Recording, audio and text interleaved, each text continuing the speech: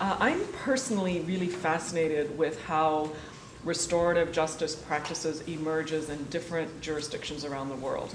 And I'm particularly excited in Northern Ireland that it's come up from communities. So my question is, do you know when and how the term restorative justice entered into the scene in Northern Ireland? You're not going to like my answer. There were two models in the local communities, the working class communities that had these high level of violence. There were two models that developed almost together. And the circumstances around this, very briefly, was at the peace negotiations in Northern Ireland, it was well understood that these levels of community violence, this role that paramilitaries played in local rough justice, could be the undoing of the peace process. Politicians admitted that at the table. But after the peace accord, there was simply no effort by government to do anything about that. And in subsequent interviews with these politicians, they all readily admit that there was simply nothing that they were going to do or nothing they felt they could do about this local violence. It was going to still be a local problem. So these communities were still strapped with this. And in that vacuum, there was some financial support thrown towards a loyalist and Republican organization to try and devise strategies for getting some of these kids away from the paramilitary justice. And so these models developed. They developed in different ways. They would employ maybe different models. But they never had a name, restorative justice, until one guy was going down the road one day and there was a program on restorative justice on the radio, and he thought, well, that worked for them. And then another program had borrowed that from an experience in the United States, the idea of restorative justice. So, you know, there's a lot of serendipity to this. This isn't a real deliberate plan at all. As it turns out, I wish they had chosen something else. Restorative justice in these areas becomes quite a political football. The state tries to use it. You parade in all the experts, you take the models off the shelf, you know, et cetera. It's all kinds of inappropriate things happen, and this happens the world over. We export this stuff from North America, and we think that's the right thing to do.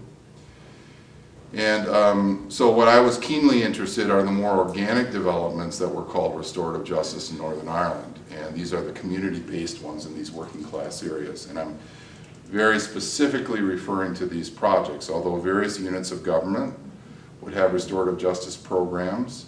And now there's more collaboration between government and these community groups. And I'm just seeing, you know, who's going to sell their soul first on this sort of stuff. But I mean, it's politically charged there, and so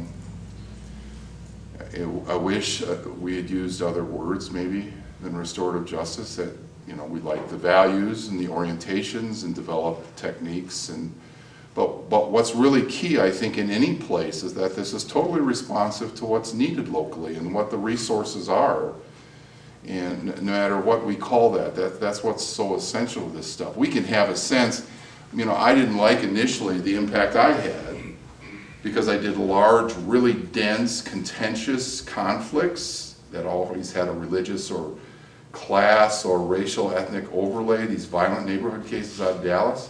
I mean, that's really how I cut my teeth in this area, and so I would be asked to give presentations locally about sorting out group conflict, and you know, sure enough, I mean, there's a segment of these programs that is really all about engaging roomfuls of people on very dense matters, and you know, it's lovely, you know, but it makes me a little nervous sometimes. Is this exactly, you know, what it is we need, you know, in this place at this time? There's always this, you know, tendency to try and grab onto models. We find comfort with stuff, but I think the more organic stuff's really important, and tremendous satisfaction in seeing that in Northern Ireland. And I was telling Brenda this morning, if you have an opportunity ever to be the expert, which for my father was more than 60 miles from home, that was his definition of an expert, right? There was nothing more to it than that. But if you're in that position, how important it is to try and build local capacity very, very quickly and just tell people that